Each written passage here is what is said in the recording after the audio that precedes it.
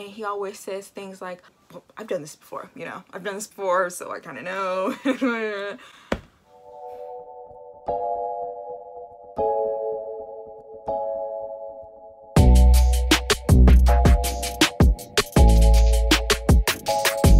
Welcome to La Vida Rosa. I'm your host Pinky, and today is my catching up special where I will be making 5 videos about the 5 couples. I took an unplanned hiatus. Y'all can scroll down to my update video to find out why, but in order to try to catch up a little bit, I'm doing videos on each couple individually, and I'm going to be covering what happened in episode 7 through 11. All the links to the other videos will be in the description box, so make sure you check those out. Don't forget to check out my website, lavidarosastyle.com, where you can find cute accessories like the ones I'm wearing right now.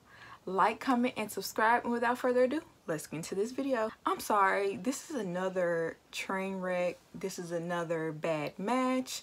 This is another, they may make it through decision day, but in the long run, will they really make it? While they have chemistry with each other, like physically, life is more than just kissing and hugging. You know what I'm saying? So I feel like it's going to be the other things in life that pull them apart, but we'll get to that. First of all, Erik is just a know-it-all. He knows everything, and he comes off as if he's parenting or trying to control Virginia, and he always says things like, well, I've done this before, you know, I've done this before, so I kind of know. And he acts like he has to walk her through everything, and it's like, yeah, you've done this before, yeah, you might have more experience, but you were not successful. And I don't know, I don't like his attitude towards her sometimes. I mean, Virginia is a very young girl compared to him. Like, I feel like she's a very young 26, and he's like a very older, like he's an older 34.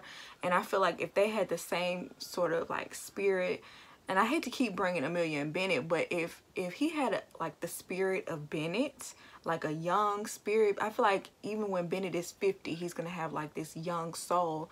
It would be different. And if she was like a more mature, like if she was more like Haley, I think possibly they would have been a better match. It just, they're just not aligning. I feel like since Erik has been married before, he thinks being married is like one specific thing, when you have to tailor your marriage to your shared goals and expectations, and not what you think a marriage is supposed to be. And also, you can't just go by what you want. You have to go by what your partner wants. And very much, a lot of the time, he expects Virginia to just do what he wants because that's what he wants.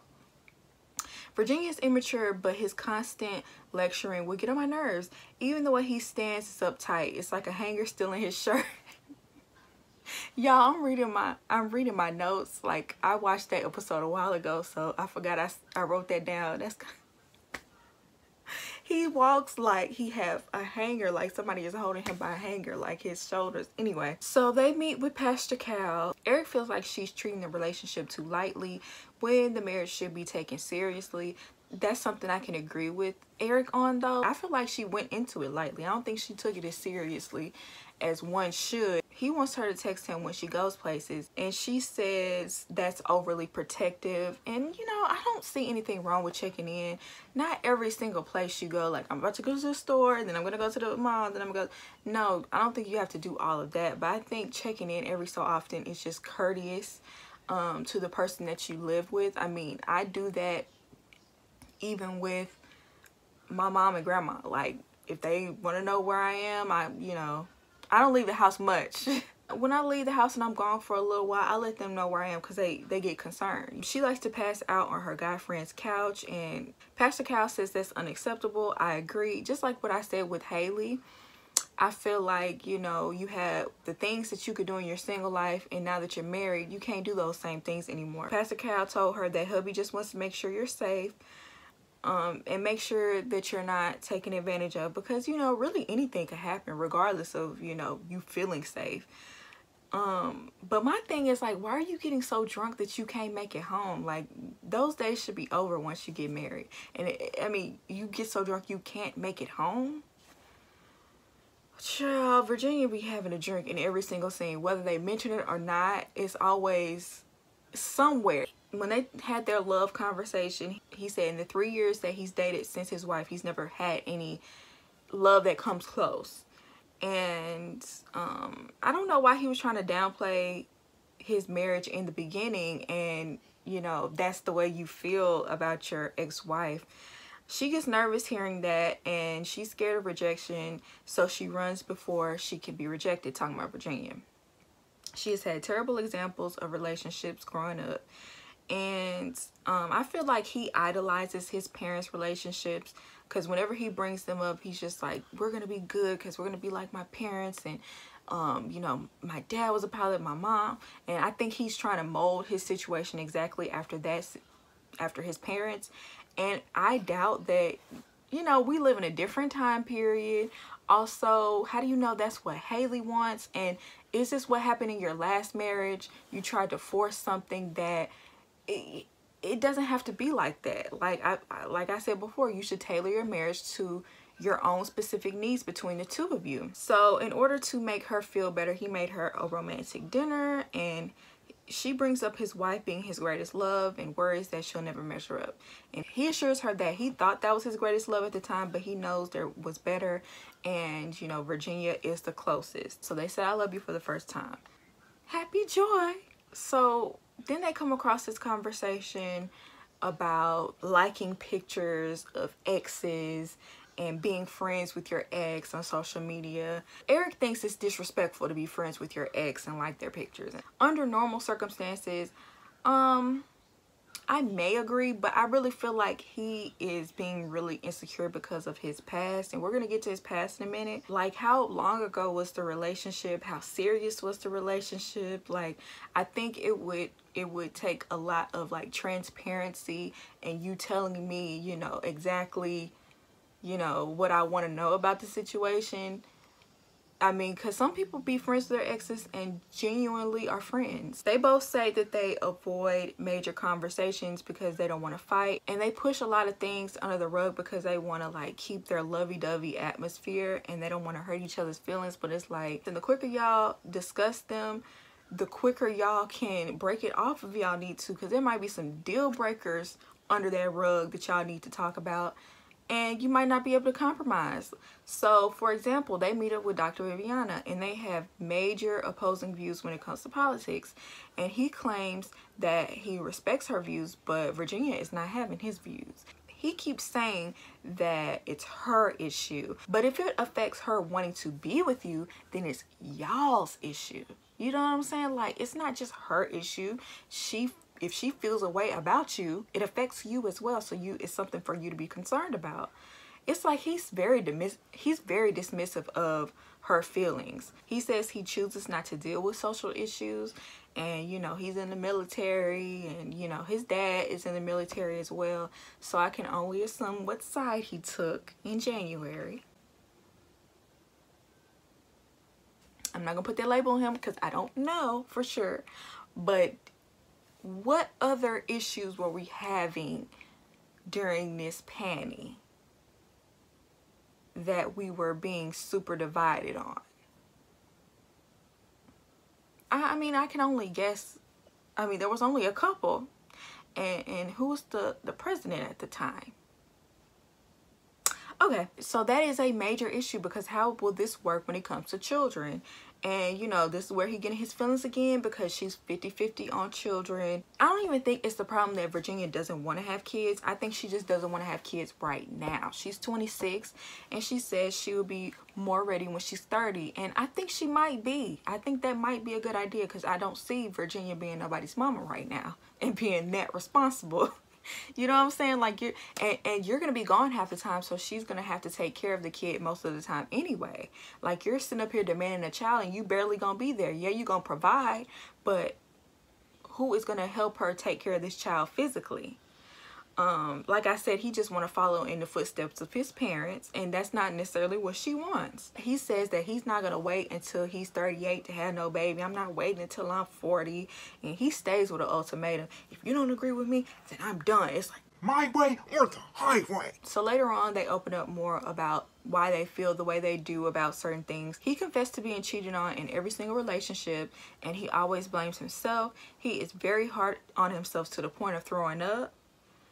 And so that made me think, I think Erik needs some serious therapy, because I mean, I can't lie, I'm hard on myself too, but to the point where you throw up, like, how do you get to that point? Like, what's happening to where you get to that point? I think he might need to address those issues before you bring children in this world and pass them along to your children. And I wasn't gonna bring this up, but somebody sent me a picture of Erik. It was a before and after, and apparently he's gotten a nose job.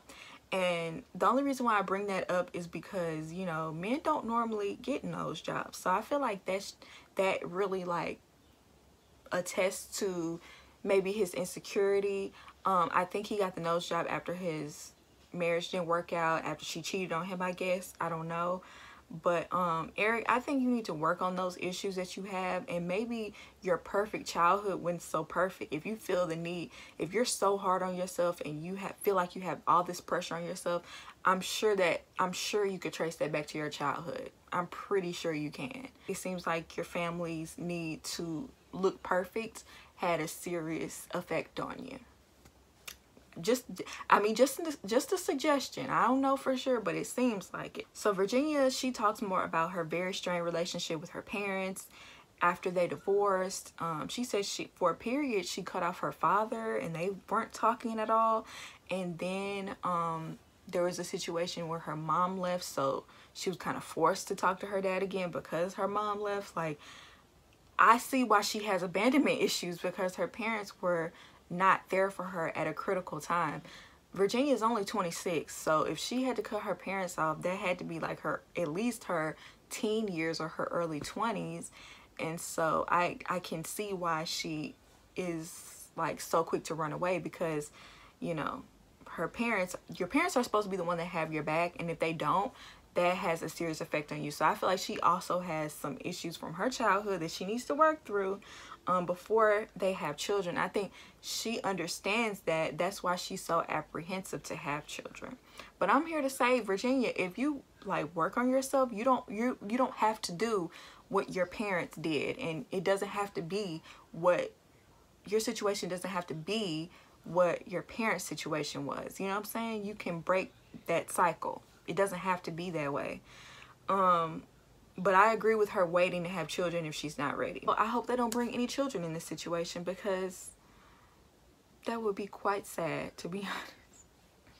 Because I feel like it would be the exact situation that Virginia does not want, because he would act a fool during a custody battle, even though he's never there. Their other argument, so they don't want to move into each other's apartments. Virginia wants to find a place together because she would be uncomfortable with staying at his bachelor pad. And I feel like it's because he's so controlling, and if this was his house, he would act like it was his house. He would rule over her, tell her what to do, oh, you can't do this, you can't do that. Like, she didn't say that, but I'm pretty sure that's the reason why she feels that way. And also she says she feels like she has like too many animals for his place, but I feel like that's a cop-out. I feel like she know how he is. He thinks they should stay at his place until they find one together, because he owns his place, and I understand where he's coming from, but I don't think he realized how overbearing he could be. If he would really embrace her and, you know, allow her to make herself at home while they found a new place together, then I think they could work that out. But he just, he's so uptight about everything. Even with this conversation, he's taking it so personal and acting like she just doesn't want to live with him. No, she just wants a place that both of you can call your own. And that's understandable. The jury is still out on who's gonna move in with who, but they had a nice little anniversary dinner. He took her flying and it was really cute, but I just feel like both of them were not ready to get married. I think Erik thinks he was ready to get married because he's like financially stable and he's been married before. Well, I'm not gonna say he has been married before, but he thinks he knows more than she does. And sir, no you don't, because it didn't work out. I think they're gonna stay married on decision day, but in the long run, I don't think they will stay married. So yeah, you guys, that's it for this video. Y'all let me know what you think down below. Do you agree with me? Do you not agree with me? Also, make sure you click those links down below if you haven't watched the rest of the dedicated couples videos of my catch-up series. I would just really appreciate if y'all would just comment, like, share. I never say share, but please share these videos because they will help me get back in the algorithm and, you know, help me like generate some of the things that I missed while I was gone. I would really appreciate it. I love you guys, and I'll see you in my next one. Peace.